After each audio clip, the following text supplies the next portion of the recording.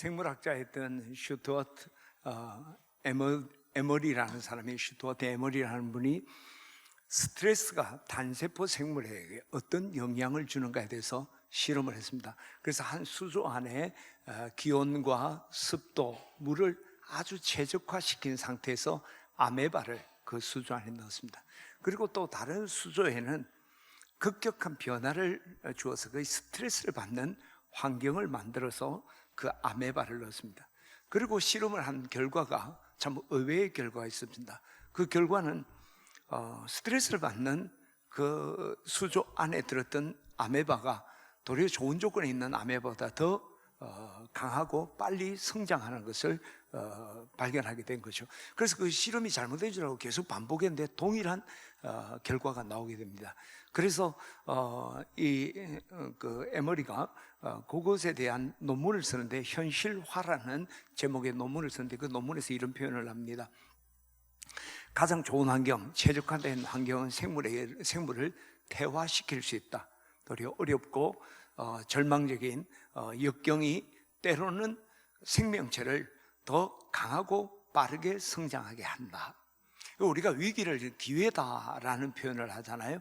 이처럼 사실은 우리가 편안한 상황보다는 힘들고 어려울 때 더 놀라운 성장과 축복들을 우리가 경험하게 되는 것이죠. 특히 그리스도인들은 우리가 신앙의 박해를 받을 때, 또 여러 가지 환경에 어려움이 있을 때 기독교는 더 빨리 성장했고 널리 퍼져나가서 이 세상을 변화시키는 역동적인 사역을 했던 걸 우리가 기독교 역사를 통해서 볼 수가 있습니다. 그런 의미에서 지금 우리가 코로나 등 여러 가지 어려움 상황에 있지만, 어쩌면 이 어려움은 우리의 신앙이 성장하는 기회가 될 수 있고, 또 하나님께서 우리에게 약속하시고 예비하신 그 축복을 얻고 누리는 절호의 기회가 될 수가 있다라고 생각을 합니다. 저는 오늘 우리 교우들이 우리가 지금 있는 자리가 힘들고 어렵고, 어쩌면 이 스트레스가 어쩌면 지금 우리에게 굉장히 있는 이때지만, 이것을 우리가 잘 감당하게 된다면 도리어 축복의 기회로 바꿀 수 있다고 생각을 합니다. 그러나 이것이 그냥 있다고 이런 스트레스가, 또 이런 환란이 우리에게 복으로 바뀌는 것이 아니라, 이것을 위해서 우리가 거룩한 땀과 눈물을 흘려야 합니다. 그러면 우리가 이 어려움 시기를 우리가 하나님이 약속하시고 예비하신 축복을 얻는 기회로 바꾸려면 어떻게 해야 될까? 그것이 바로 이 여호수아서 말씀이 거기에 대한 귀한 지혜를 우리에게 주는 것 같습니다. 이 여호수아서 말씀은 하나님의 약속의 땅을 이스라엘 백성이 어떻게 점령하고 그것을 소유하게 되는 그 과정을 우리에게 보여주는 거예요. 오늘 우리가 하나님께 주신 그 약속들, 하나님께 주신 그 축복들을 우리가 어떻게 얻고 누릴 것인가, 오늘 여호수아서가 우리에게 귀한 교훈을 준다고 생각합니다. 그래서 우리가 오늘부터 여호수아서를 연속적으로 우리가 강해하면서 우리 어떻게 그들이 가나안을 점령했는지, 그리고 어떻게 그것을 차지하게 됐는지 우리가 한번 함께 고민하고 또 함께 도전하는 그런 기회가 되기를 바랍니다. 오늘 1장에 보면 이스라엘의 위대한 지도자 모세가 세상을 떠나고 그 이어서 여호수아가 차세대 지도자로서 이제 이스라엘을 이끌어가게 됩니다. 그런데 그 여호수아에게 하나님께서 오늘 말씀하시기를 너는 이 모든 이스라엘 백성들과 더불어 일어나서 이 요단을 건너 내가 그들 곧 이스라엘 자손에게 주는 그 땅으로 가라, 가나안에 들어가서 점령하라 하는 이한 명령을 주시죠. 이 명령은 하나님의 약속이고 축복이에요. 더불어서 이것은 또 하나님이 이스라엘 백성들에게 주신 사명이죠. 그래서 이 말씀을 우리가 달리 이야기를 하면, 너희가 하나님이 주신 이 사명, 가나안을 정복하라는 그 사명을 감당하면 이 가나안에 약속된 이 축복을 너희가 얻고 누리게 될 것이다 하는 약속이죠. 자, 여기에서 우리는 하나님의 약속과 사명, 축복의 약속, 긍정적인 측면에서 이 축복의 약속과 사명의 관계를 우리가 배울 수가 있습니다. 오늘 이 말씀은 우리가 이 가나안만이 아니라 그 가나안이라는 게 하나님의 약속의 땅, 축복의 땅 아닙니까? 근데 그 사명은 뭡니까? 가나안을 정복하라는 거예요. 자, 하나님은 내가 말하는 그 사명을 감당한다면 내가 너에게 약속한 것을 줄 것이다. 그러니까 1차적으로 맞아요. 그러나 이것은 아주 기초적인 것이죠. 기브 앤 테이크처럼 사명 감당해라. 그럼 내가 너를 축복하리라 하는 내용인데, 사실 더 정확하게 오늘 우리가 본다면 이것은 우리가 이 사명을 감당하라는 것은 하나님께서 약속하고 예비하신 축복의 자리로 이 사명이라는 걸 초청하는 거예요. 지금 이 가나안 땅은 하나님이 약속된 땅이에요. 그 가나안 땅을 정복하라는 게 사명이잖아요. 그 뭐예요? 하나님이 약속하고 준비한 그 축복으로 사명이라는 것은 초청하는 거예요. 우리가 이 사명을 감당하는 것은 그 축복의 자리로 우리가 행진해 나가는 것이 바로 사명을 감당하는 거예요. 여러분, 엄마가 식사를 잘 맛있게 준비를 했습니다. 그래서 애들에게 이제 하는 거죠. 아무개야, 와서 밥 먹어. 그래서 네 하고 가요. 순종하면 밥을 먹잖아요.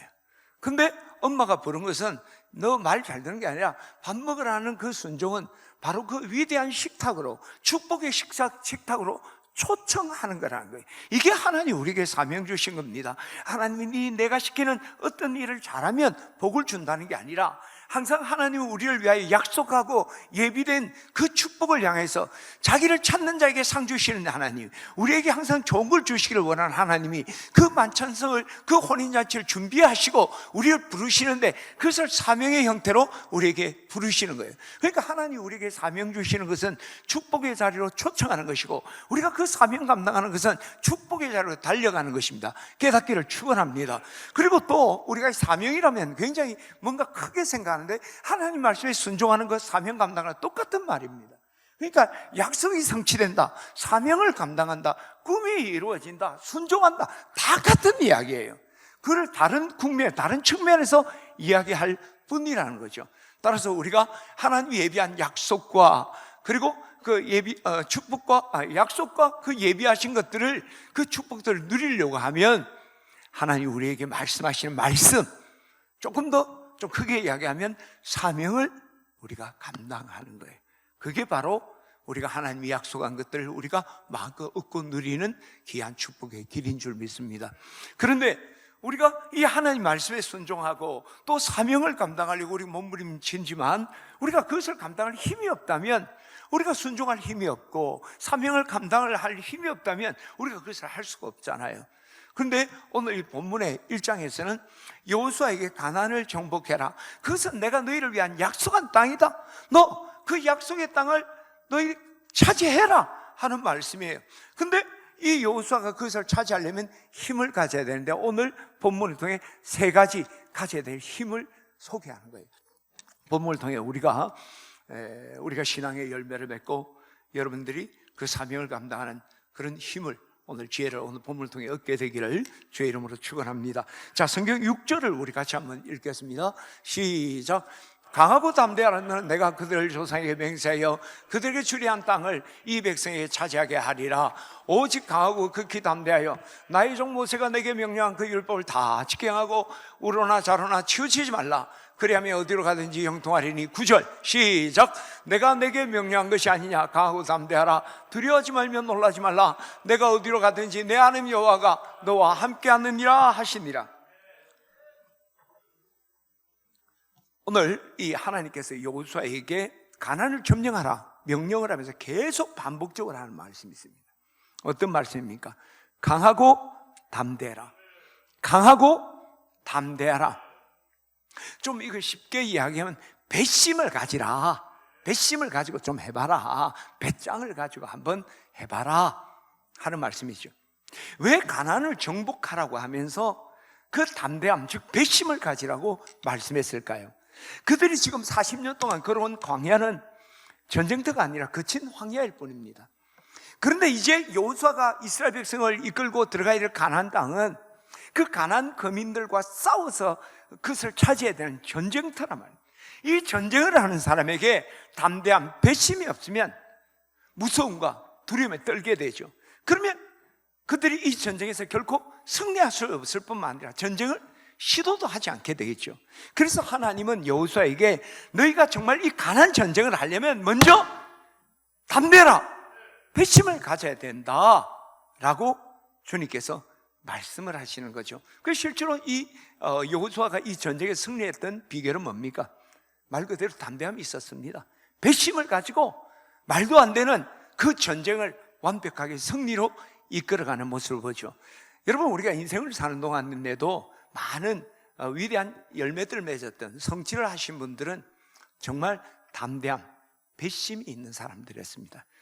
1837년 에이브라함 링컨이 노예제 폐지를 주장하면서 할 때에 의회에서 노예 폐지 옹호론자 규탄안이 통과됩니다. 그러니까 노예 폐지하자는 사람을 규탄하는 안이 통과해요. 그걸 통해서 링컨은 자기 어떤 능력의 한계를 절감하고 사람들이 노예 폐지에 대해서 선호하지 않는다, 좋아하지 않는다는 걸 알아요. 그럼에도 불구하고 그는 계속 배심 있게 노예 폐지안을 주장을 하죠. 그리고 그때 상원 선거가 있게 되었습니다. 이제 그 후에죠. 상원 선거가 있는데 이 링컨은 공화당 후보로 상원 선거에 출마를 했고, 그 상대 파트너는 그 스티븐 아놀드 더글라스라는 민주당 의원이 나가서, 그 미국은 거의 양당제 아닙니까? 그 민주당 의원이 나와서 이제 그 선거를 하게 되는 거예요. 그때 핫 이슈가 노예제 폐지 같은 문제들이 있었기 때문에 이제 토론마다 이 노예제 폐지에 대해서 물을 때 이 더글라스는 백인들이 노예제 폐지를 원치 않는다는 걸 알기 때문에 애매한 입장을 취합니다. 그러면서 토론에서도 국민들이 원한다며 하면서 분명한 입장을 표현하지 않습니다. 그러나 그 선거 와중에도 링컨은 노예제는 분명히 폐지돼야 된다고 담대하게 외치게 되죠. 그 결과 선거에서 패배하게 됩니다. 백인들이 결코 찍어주지 않는 거죠. 그리고 1860년에 대통령 선거를 하게 되는데 이때도 링컨과 더글라스가 함께 붙게 됩니다. 그러나 이때 링컨이 대통령으로 당선되죠. 그리고 1863년 1월 1일 그는 세계를 향하여 노예제 해방을 선포하게 되죠. 여러분, 링컨이 담대하게 일들을 이제 도전함으로 해서 여러 가지 어려움을 많이 겪고 실패를 겪습니다. 그러나 그가 마침내 대통령이 되고 위대한 역사, 노예제 폐지라는 위대한 역사를 이룰 수 있는 첫 자리는 링컨이 배심이 있었다는 거예요. 담대함이 있었다는 거예요. 우리가 주님의 귀한 일들을 감당하고 우리가 하나님이 우리에게 약속한 꿈을 향해서 우리가 달려갈 때도 우리가 정말 그 일을 이루려고 한다면 우리가 먼저 담대함이 있어야 돼요. 배심이 있어야 돼요. 그래서 하나님께서 오늘 여호수아에게 끊임없이 강하고 담대하라, 강하고 담대하라 말씀하는 거예요. 저는 오늘 우리 진해 집내 교우들이 우리 하나님께서 우리에게 주신 사명, 그것은 약속의 자리로 우리를 초청하는 것입니다. 우리가 그것을 감당하기 위해서 정말 담대함을 가지고 배심을 가지고 도전하는 우리 교우들 되기를 주의 이름으로 축원합니다. 그런데 이 배심을 가지자고 하는 데서 배심이 가져지는 건 아니잖아요. 그러면 이 여호수아가 배심을 갖고 도전할 수 있었던 비결이 무엇일까? 어떻게 그런 배심을 가질 수 있었을까? 그 첫 자리는요, 이 일이 하나님의 뜻이라는 확신을 가진 거예요. 하나님. 자, 오늘 본문을 우리가 다시 한번 보겠습니다. 여러분, 오늘 1장 9절입니다. 같이 한번 읽어볼까요? 시작. 내가 내게 명령한 것이 아니냐? 강하고 담대하라, 두려워하지 말며 놀라지 말라. 내가 어디로 가든 내 아는 여호와가 너와 함께 하느니라 하시니라. 자, 여기서 강하고 담대하라, 두려워하지 말고 놀라지 말라, 내 하나님이 네가 어디로 가든지 너가 함께 한다면서 앞에 뭐라고 합니까? 내가 내게 명한 것이 아니야. 이건 하나님의 뜻이다. 이 가나안 점령을 정말 배심 있게 담대하게 도전하라 하면서 지금 이 하나님은 이것은 하나님의 뜻이다 이야기하는. 왜? 배심 있게 담대하게 가나안을 정복해야 되는데 하나님의 뜻이라는 걸 강조할까요?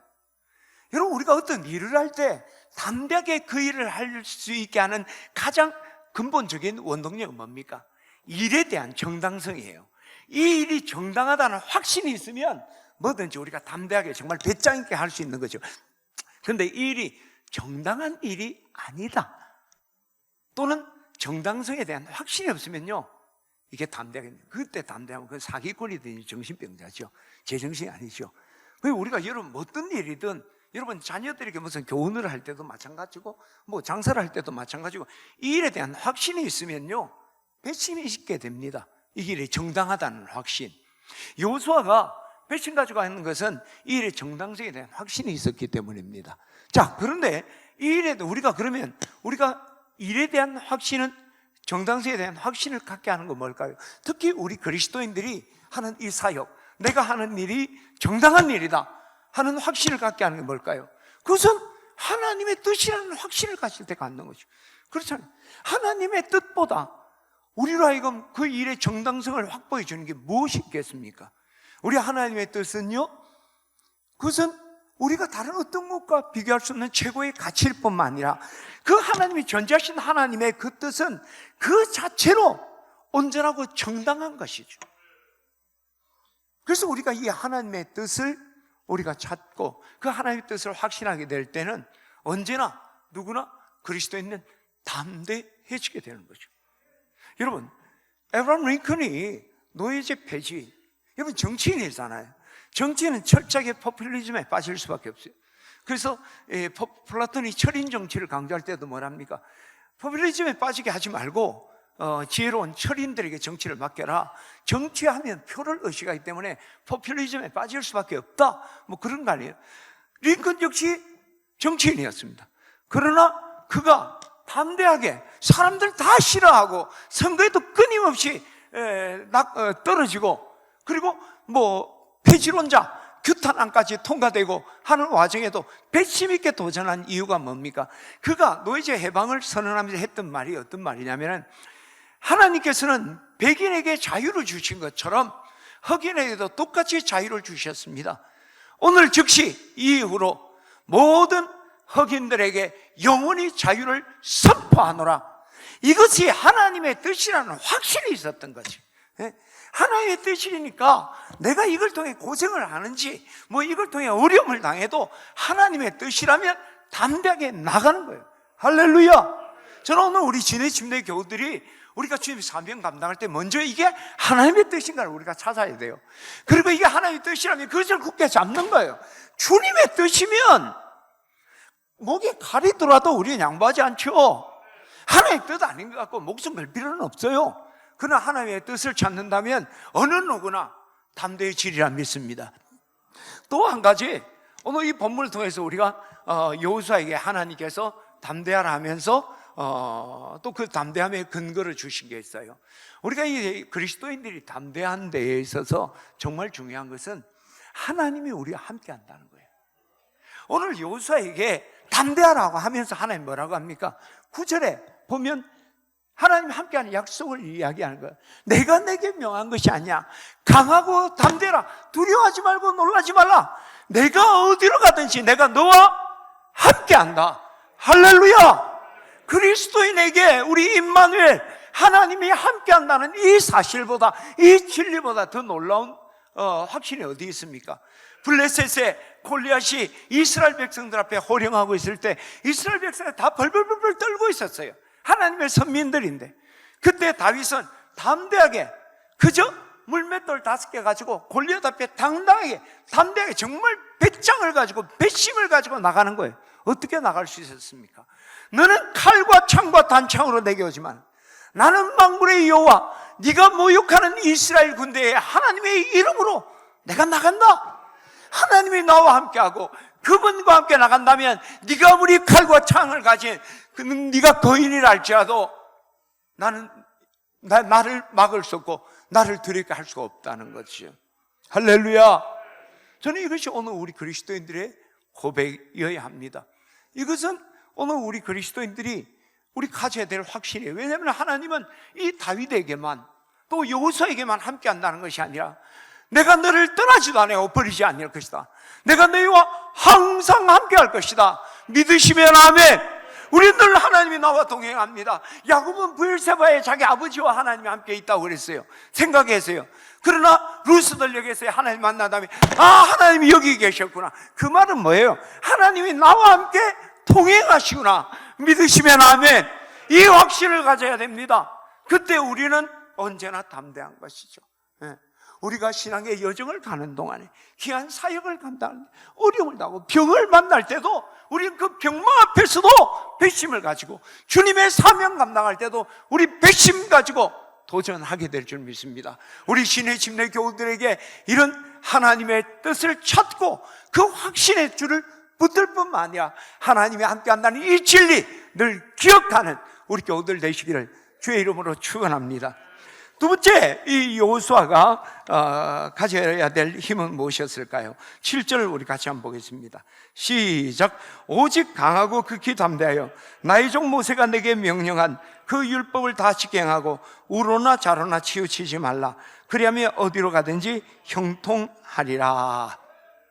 하나님께서 강하고 담대하라 하시면서 그 다음 이어서 이 율법책을 늘 함께 하는데 좌로나 우로나 치우치지 말라.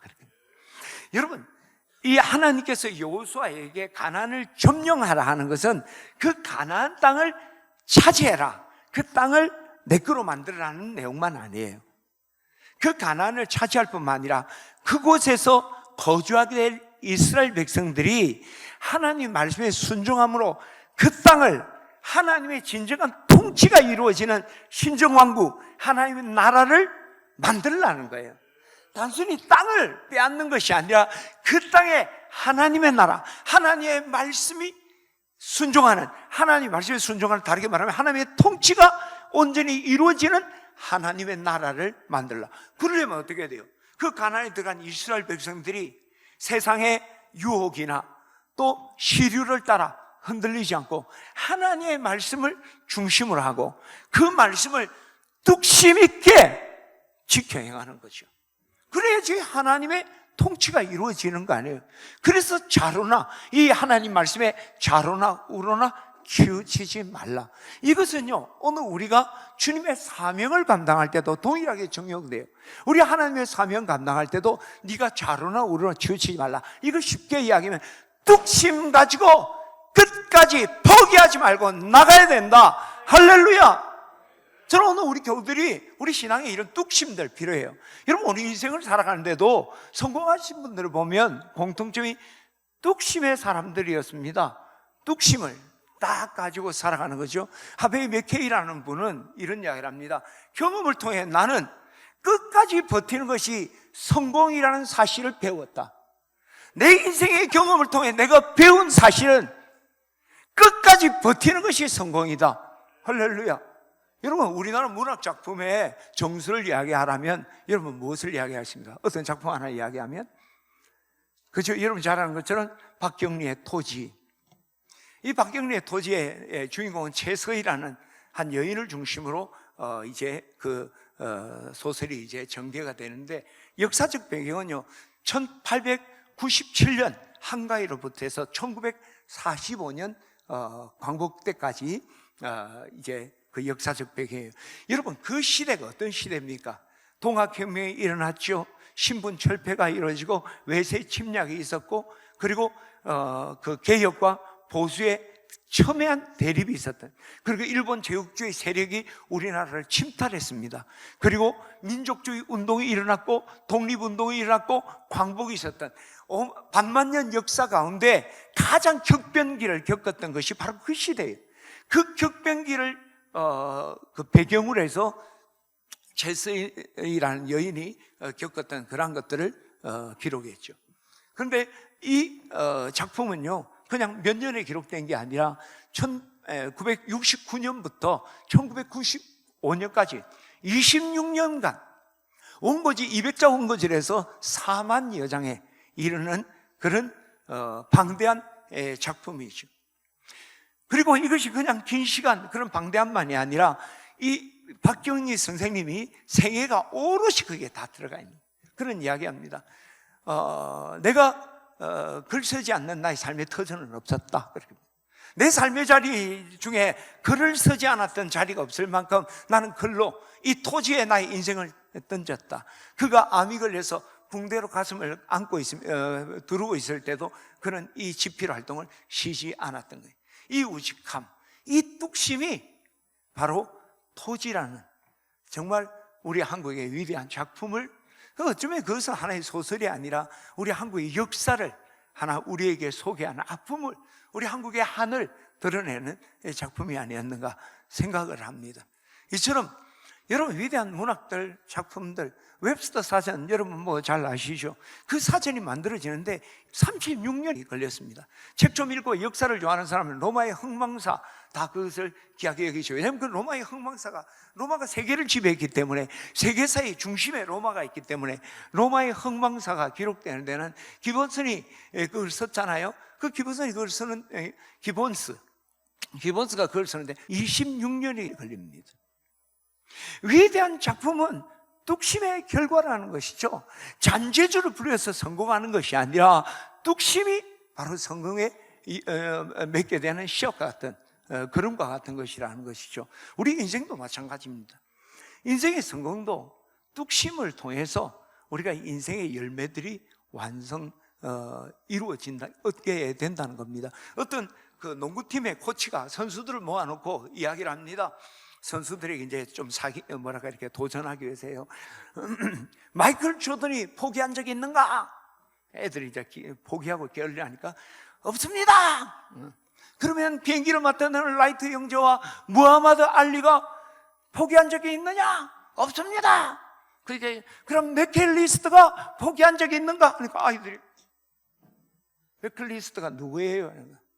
모르는 게 당연하지. 그는 중도에 포기했기 때문이다. 여러분, 짧은 에피소드지만 여기서 던지는 게 뭡니까? 그들은 포기하지 않았고 성공했고, 포기한 사람은 아무리 위대하더라도 그것을 이룰 수가 없다. 뚝심으로 간다는 거죠. 미국 연합협회에서 조사를 했는데 이 세일즈맨 중에 48%가 이제 자기 고객을 만나서 권면하고 설득하고, 한 번 만나서 권면하고 설득하고 전화해보고 되지 않으면 포기한다. 25%는 두 번 만나서 권면하고 설득하고 전화해봐서 안 되면 포기한다.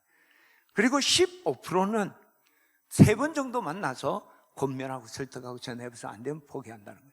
그런데 나머지 12%의 사람들은 자기가 가진 상품이 그들이 구매할 때까지 끝까지 포기하지 않고 계속 설득하고 애원했다는 거예요. 그런데 더 놀라운 사실은 뭘까요? 미국의 세일즈맨들이 파는 모든 상품의 88%가 이 12%의 사람들이 다 판다는 거예요. 결국 뚝심의 결과라는 거예요. 뚝심의 결과. 신앙도 마찬가지입니다. 여러분, 신앙도 마찬가지예요. 하나님이 쓰시는 사람, 이 구속의 귀한 물줄기를 이어가는 사람들은 누구였습니까? 렘넌트, 남은 자들이었습니다.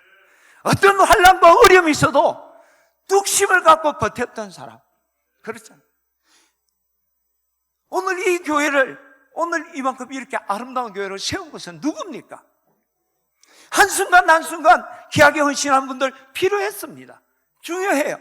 그러나 처음부터 끝까지 변함없이 포기하지 않고, 얼마나 상처가 많아요. 아픔이 얼마나 많습니까? 그죠? 그만두고 싶을 때 있어요. 뒤돌아서고 싶을 때 있어요. 뭐 교회를 떠나지 않더라도 사역을 내려두고 싶을 때가 있어요.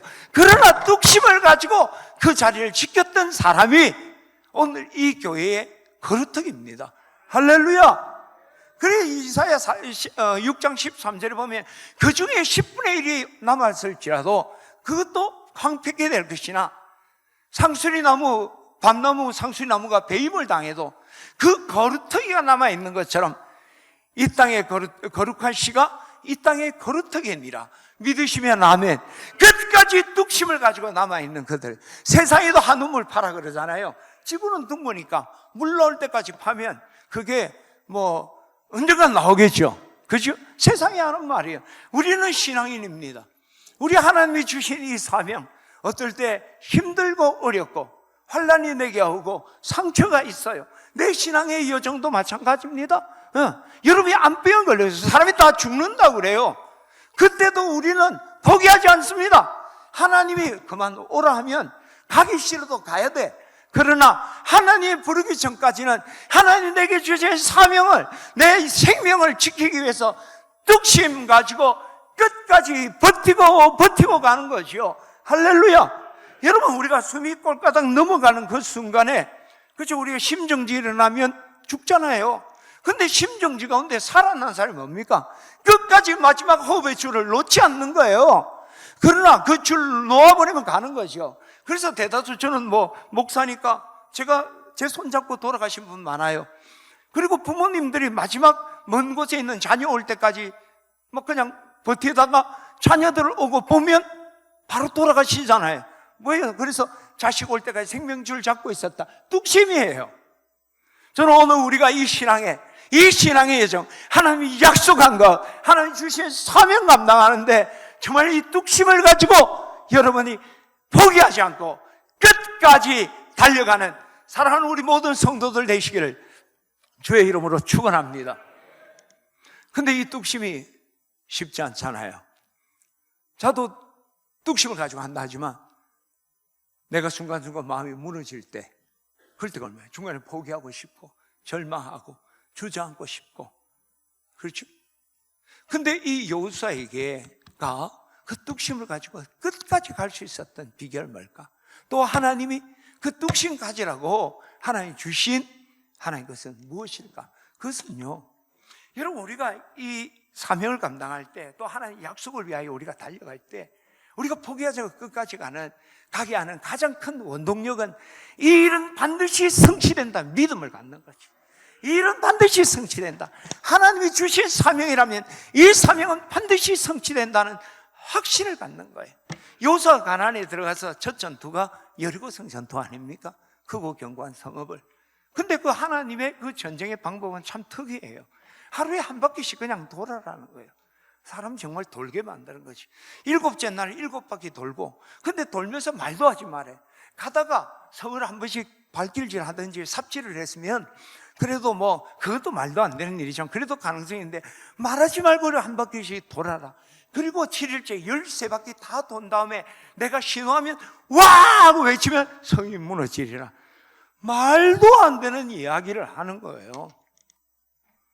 그런데 이스라엘 백성들 13바퀴 뚝심을 가지고 돌았어요. 정말 13바퀴 돌고 침묵의 뚝심, 그죠? 묵묵히 따라가는 뚝심을 가지고 했단 말이에요. 성이 무너졌습니다. 여러분, 우리가 지난달에 우리가 이 교육관 리모델링을 좀 했습니다. 예쁘게 했는데 오늘 예배 마치고 여러분 이제 오늘 인사 마치면 이렇게 한번 저 위에서부터 쭉 한번 우리 할 건데 다 여러분 함께 하시면 좋을 것 같아요. 그래서 제가 여러분 교육관 리모델링을 했는데 지금부터 땅 밟게 합니다. 저 사청으로 지하까지 이제 저를 따라가면서 우리가 가는 곳곳마다 밟으면서 기도 한마디의 기도, 한 말 할 때 하나님 이곳을 축복하소서, 또 한마디 밟을 때 이곳의 젊은이들을 사용하소서, 그렇게 합니다. 다 따라 갑시다 하면 우리 산부 예배 큰 믿음 좋은 분들이 다 따라올까요? 사청에서 지하까지 가면 몇 명 따라올까요? 장로님 13분이 다 같이 오갈까? 쉬운 일 아니에요. 쉬운 일 아닙니다. 끝까지 간다는 게. 그런데 어떻게 뚝심을 가질 수 있었을까요? 히브리서 11장 30절 한번 봅시다. 시작. 믿음으로 7일 동안 여리고를 도니 성이 무너졌다. 믿음을 가졌다.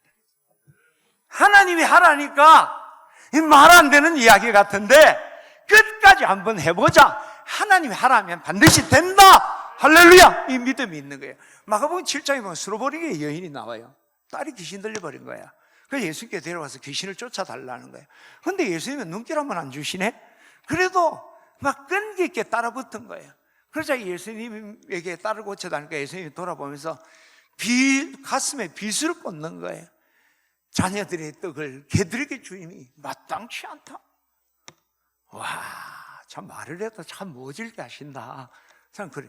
근데 이 여인은 더 참 놀라요. 여인이 그 말을 듣고 맞습니다. 그런데 개들도 주인의 상에 떨어지는 부스러기는 먹지 않습니까? 부스러기라도 주십시오. 그게 예수님이 놀라쁜 거예요. 그래서 예수님이 그 딸의 병을 고친 거예요. 그런데 이 여인은 자존심이 없었을까요? 그 당시에 여인이 예수님에게 어떻게 뭔가를 갖다가 요구한다는 것은 이게 오늘날 남자가 여자에게 성추행하는 것보다 더 이거는 부끄러운 일이고 막 그런 일이에요. 부끄러움과 모욕감을 극복하면서도 뚝심 있게 예수님 따라다니다가 고침받았는데 문제는 그렇게 모욕 속에도 끝까지 따라갈 수 있냐는 거예요. 모두가, 목사님 저도 뚝심 있게 주의 일을 할 수 있어요. 내 목회 내가 은퇴할 때까지 내가 내가 하겠다. 근데요, 중간에 자존심 상하는 일 생기면요, 힘들어요. 뭐 그냥 모욕감 있으면, 그죠? 그런 게 있잖아요. 근데 이 여인은 이겼다는 거예요. 이긴 비결이 뭘까요? 자, 마태복음 15장 6절을 우리 같이 한번 보겠습니다. 15장 6절입니다. 같이 한번 읽어볼까요? 15장 28절입니다. 시작. 이에 예수께서 대답하여 이르시되 여자여 내 믿음이 크도다. 내 소원되더라. 너의 믿음이 있었다는 거예요. 근데 무슨 믿음이에요? 우리가 하나님 믿는 믿음은 뭐냐? 이 예수님께 나간 거예요.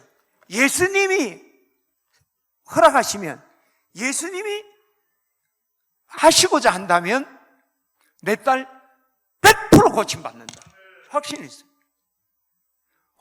만일 나도 우리 아이가, 또 뭐 우리 교우가 아픈데, 암병이 걸렸는데, 죽는다는데, 예수님께 가서 하면 낫는다. 확신이 있다.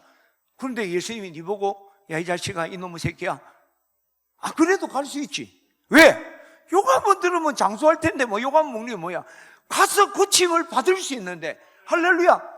여러분, 여리고성의 소경 모두가 정말 뚝심 있게 끈기 있게 주님 따를 수 없었습니다. 그럼에도 불구하고 주여 다윗의 자손이여 나를 불쌍히 여기서 외쳤던 것은 예수님이 하시고자 한다면 할 수 있다. 할렐루야. 그 믿음이 있었던 거예요. 오늘 우리 신앙의 뚝심은 이 믿음으로부터 시작되는 거잖아요. 그래서 오늘 하나님께서 여호수아에게 뚝심을 가져라, 좌로나 우로나 치우치지 말고 끝까지 밀고 나가라, 포기하지 마라 하면서 주신 말씀이 뭐예요? 3절부터 한번 봅시다. 3절, 여호수아 1장 3절 시작. 내가 모세에게 말한 바와 같이 너희 발바닥을 밟는 모든 것을 내가 너희에게 주었노니 곧 광야와 이 네바론에서부터 큰 강 곧 유브라데 강까지 해쪽서의 온 땅과 또 해지는 쪽 대까지 너희 영토가 되리라. 오직 강하고 극히 담대하여 나의 종 모세가 내게 명령한 그 율법을 다 지켜 행하고 우로나 좌로나 치우치지 말라. 시작. 그리하면 어디로 가든지 형통하리니. 여러분, 오늘 이 본문에서 좌로나 우로나 치우치지 마라, 뚝심 가지고 하라 하면서 하나님 주신 말씀이 네 반드시 그 가난을 차지하게 됩니다. 너 반드시 승리하게 될 것이다. 그 약속을 주신 거예요. 그러니까 뚝심 가지라. 끝까지 해라. 끝까지 성정이제 끝까지 찬양해. 나이 들었다고 막 그러지 말고 끝까지 하는 거야. 끝까지 사회훈련 잘 마치는 거야. 그러면서 하는 거예요. 네 반드시 그거, 네 직장하고 여러 가지 어렵지만 하나님이 하게 하실 거야. 네만 변치 않으면 하나님이 마침내 승리하게 하실 거야. 그 약속을 주시는 거예요. 그걸 믿음으로 붙든 거죠. 할렐루야. 근데 이 약속은 여호수아에게만 주신 것 아니라 오늘 우리에게도 주신 거 아니에요. 우리에게도 주신 약속이잖아요. 우리 하나님께서 오늘 네가 반드시 승리할 것이다.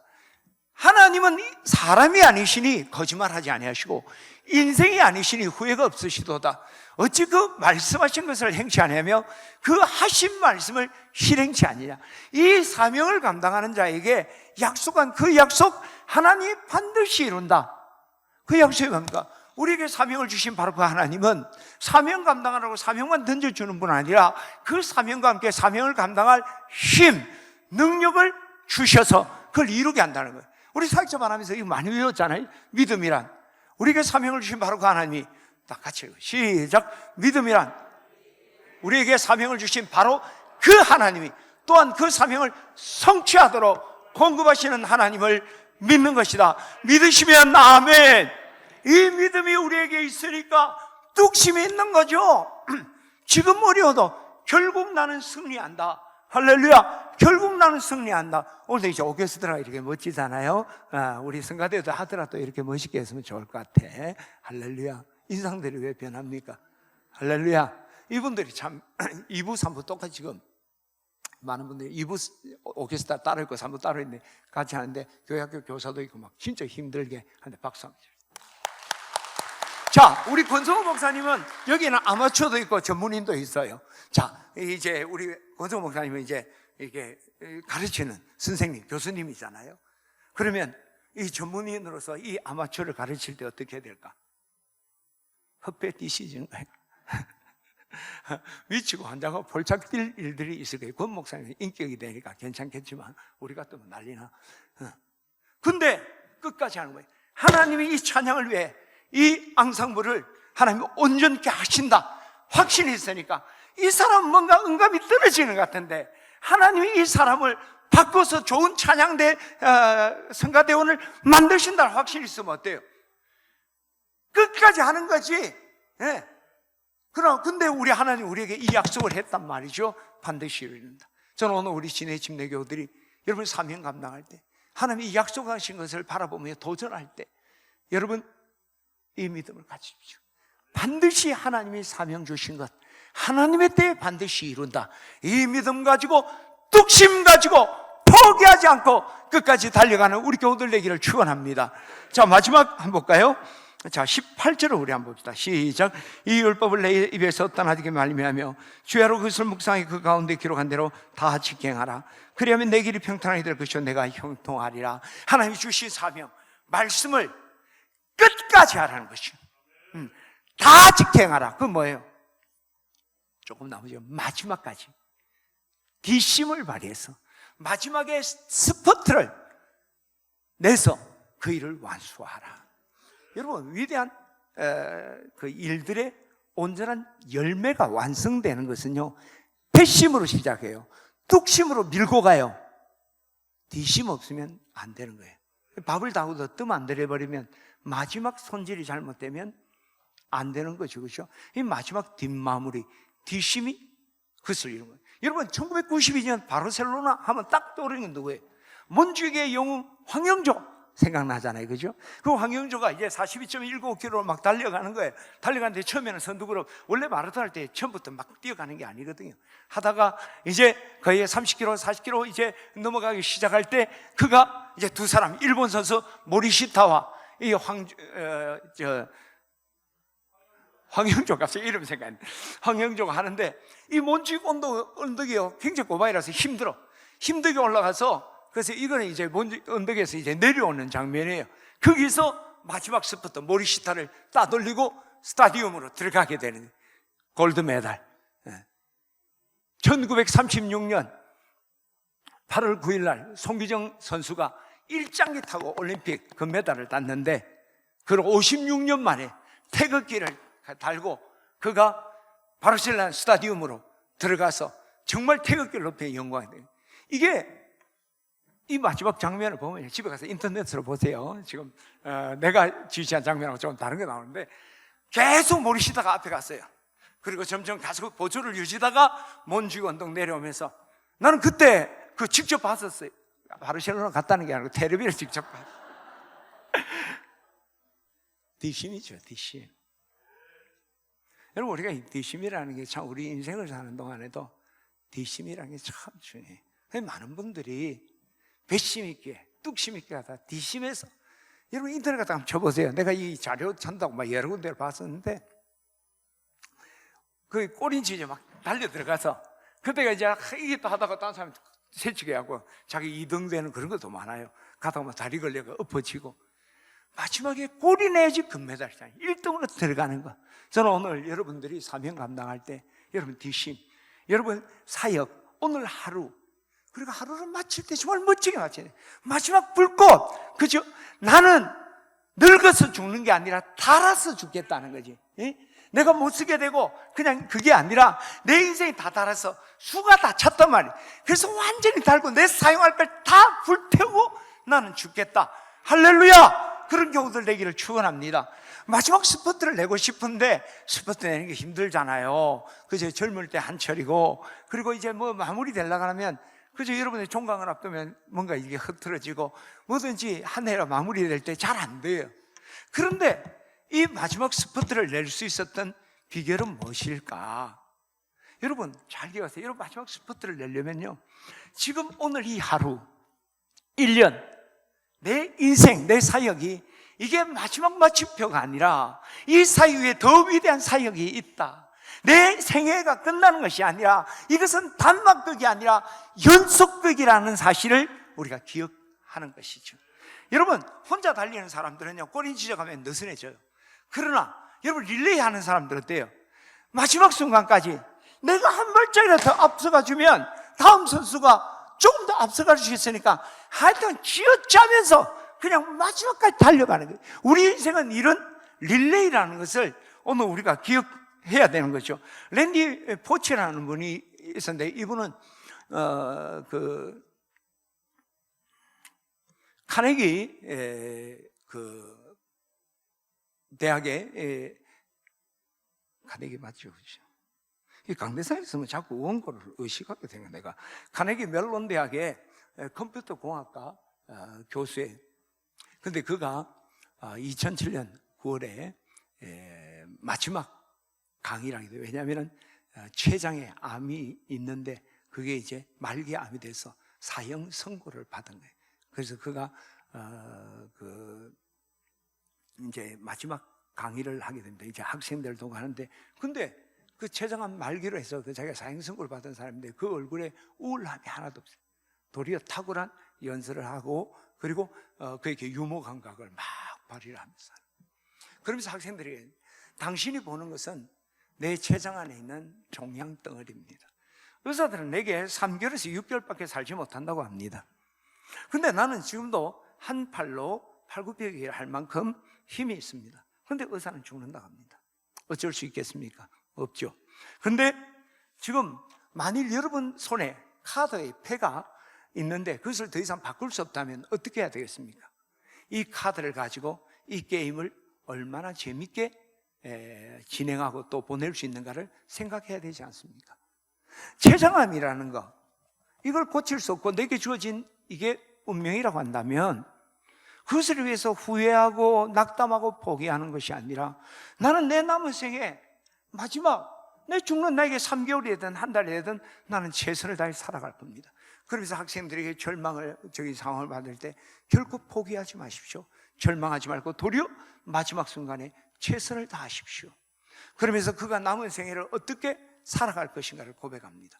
그리고 강의 말미에는 자기 아내를 강당으로 불러서, 그 아내가 마치 그날 생일이었어요. 생일 축하를 하고 함께 즐거운 파티를 하게 되는 거죠. 그러면서 오늘 이 강의를 마지막에 최선을 다하게 하는 이유에 대해서 마지막에, 내가 오늘 이 강의를, 사람들은 나를 죽고 내가 이 강의가 뭔가를 할 수 있는 건 아니지만 내 이 강의를 소중히 생각하며 최선을 다해 강의를 하는 것은 내 아들 딜런과 로건, 클로에 세 자녀, 5살, 3살, 1살짜리 아이를 위해서 나는 이 강의를 최선을 다해서 합니다. 지금 이 포치는 내가 지금 췌장암으로 죽지만 나는 끝나지만은 내 인생은 끝날지 모르는, 내 인생은 내 아들을 통해 계속되기 때문에 이 강의를 통해서 우리 자녀들이 앞으로 어떤 삶을 살아야 될까, 또 최선의 삶에 대한 교훈을 주기 위해서 그는 열성적으로 강의를 했다는 거죠. 이것이 정말 우리가 마지막 뒷심을 발휘한 사람들의 모습이에요. 이보다 더 위대한 사람이 있었습니다. 그것은 하틀리라는 사람이죠. 여러분 그 타이타닉 영화 보셨죠? 그 타이타닉 영화를 보게 되면 거기서 아주 장면들이 나오는데 가장 명장면이 어떤 겁니까? 악사들이 마지막에 연주를 해요. 막 아비규환의 상황에서. 그런 가운데 이제 그 연주도 마무리할 때 이 하틀리가 자기 혼자서 마지막 연주를 하게 되는 거예요. 그 악사로서 가장 위대한 연주, 최고의 연주를 여기서 하게 됩니다. 많은 사람들의 감동과 죽음을 준비하게 하고, 영화를 보는 사람들이 이 실제 사건이에요. 하틀리. 근데 그가 악사로서 돈을 받고 연주를 하던 사람이 이 죽음의 순간 자기도 두려울 텐데 마지막 연주를 할 수 있었던 건 무엇일까? 그가 연주했던 곡 제목이 답을 주는 거예요. 내 주를 가까이 하게 하면, 나는 지금 이 죽음이 나의 인생의 끝이 아니라 내가 죽은 이후에 저 천국에서 하나님을 만나 뵈올 것이고, 그 하나님께서 나에게 생명의 멸류관, 의의 멸류관을 씌워줄 것을 그는 바라보았습니다. 그렇기 때문에 그 죽음의 순간도 그는 악사로서 자기의 주어진 일에 최선을, 마지막에 불꽃을 태우는 그런 일들을 감당했던 거죠. 이것은 아들님만이 아니라 많은 신앙인들이 정말 마지막 순간까지 최선을 다했던 사람들, 그들이 최선을 다할 수 있었던 것은 바로 하나님 나라를 보았습니다. 바울은 내가 전제와 직부음을 당하고 내 인생을 마칠 그 시점에 그는 고백합니다. 내가 선한 싸움을 싸우고 나의 달려갈 길을 마치고 믿음을 지켜 쳤으니 이제 후로는 나를 위하여 의의 면류관이 예비되었으므로 주 곧 의로우신 재판장이 내게 줄 것이니 내게만 아니라 주의 나타나심을 사모하는 모든 자의 돈이라. 그가 마지막 순간까지, 죽음의 그 순간, 전제같이 부음받는 그 순간까지 최선을 다한 것은, 그것은 이것이 마침표가 아니라 내 인생 끝난 다음에 내가 그날 하나님 앞에 설 것이고 하나님이 주실 그 면류관을 바라보니까 더 그는 마지막에 불꽃을 태우며 최고의 것으로 하나님께 드리게 되는 거죠. 그래서 바울은 고린도서 15장의 부활장에서도 어떻게 합니까? 그러므로 형제들아, 견고하며 흔들리지 말고 더욱 주의 일에 힘쓰는 자들이라.